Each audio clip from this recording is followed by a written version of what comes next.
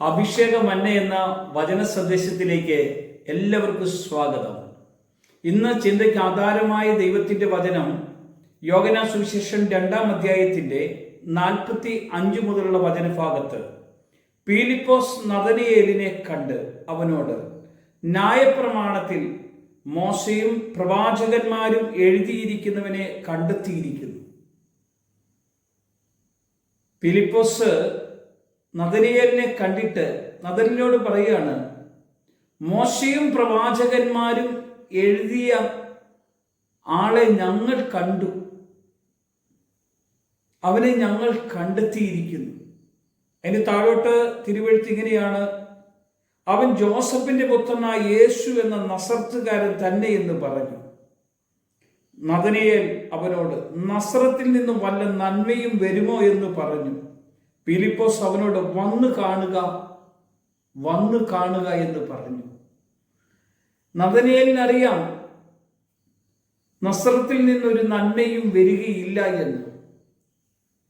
എന്നാൽ മോശയും പ്രവാചകന്മാരും എഴുതപ്പെട്ട ആ തിരുവെഴുത്തിന്റെ നിവൃത്തി പീലിപ്പോസ് കണ്ടപ്പോൾ നഥനയേലിനോട് പറയുകയാണ്, ഞങ്ങൾ കണ്ടു,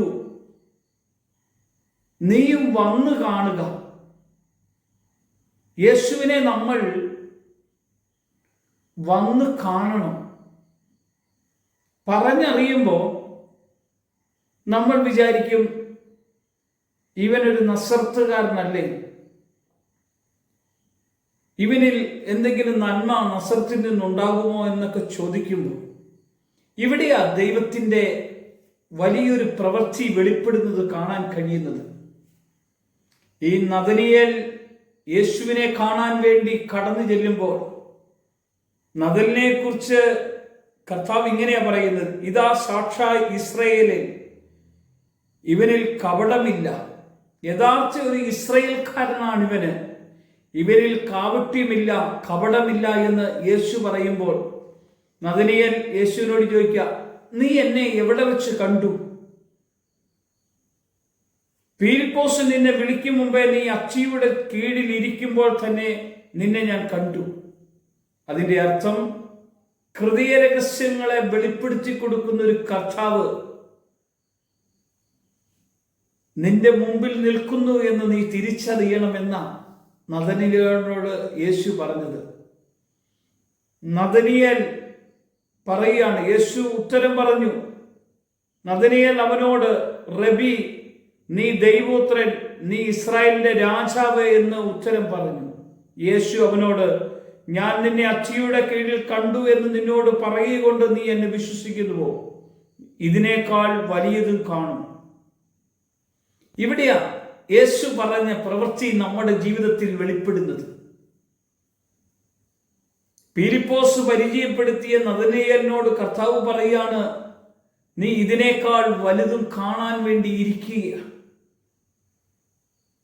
നീ ഇപ്പോൾ എന്നെ കണ്ടെങ്കിൽ നീ എൻ്റെ വലിയ പ്രവൃത്തിയും കൂടെ കാണാൻ തക്കവണ്ണം നിന്റെ ഹൃദയത്തെ തുറന്ന് നിന്റെ അടുക്കൽ ഞാൻ വരികയാണ്. ഈ ദൂത് നമ്മോടാ കർത്താവ് പറയുന്നത്. യേശുവിനെ കർത്താവാണെന്ന് ഹൃദയത്തിൽ ഏറ്റുപറയുവാൻ, ഹൃദയത്തിൽ വിശ്വസിക്കുവാൻ, ആദരം കൊണ്ട് ഏറ്റുപറയുവാൻ തക്കവണ്ണം നമ്മൾ ഒരുങ്ങിയാൽ, യേശുവിനെ കാണാൻ ആഗ്രഹിച്ച സക്കായി എന്ന മനുഷ്യൻ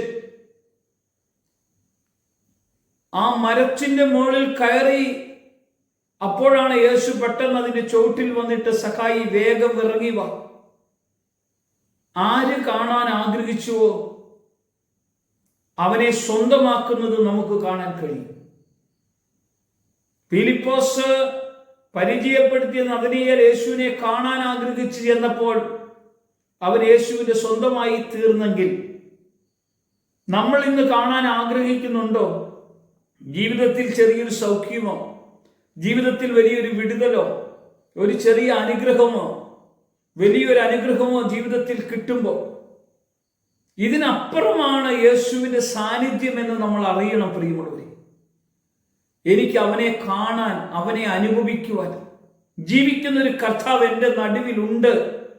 അവൻ എന്നോട് സംസാരിക്കും, അവൻ എന്നിലൂടെയും ഇതുപോലെ വലിയ പ്രവൃത്തി നടത്തും. നീ ഇപ്പോൾ കണ്ടതിനേക്കാൾ വലുത് നീ കാണാൻ ദൈവം ഇടയാക്കും. ഇങ്ങനെ കാണാൻ തക്കവണ്ണമുള്ള ദൈവത്തിന്റെ പ്രവൃത്തിയെ അനുഭവിക്കുവാൻ തക്കവണ്ണം എൻ്റെ കർത്താവ് എന്നെ വിളിച്ച് വേർതിരിച്ചിട്ടുണ്ടെങ്കിൽ ആ ദൈവസ്നേഹത്തിന്റെ ആഴം എനിക്ക് അനുഭവിക്കണം കർത്താവേ എന്ന് ഹൃദയം കൊണ്ട് ഇപ്പോൾ സംസാരിക്കാൻ പറ്റുമോ? പ്രാർത്ഥിക്കാൻ പറ്റുമോ?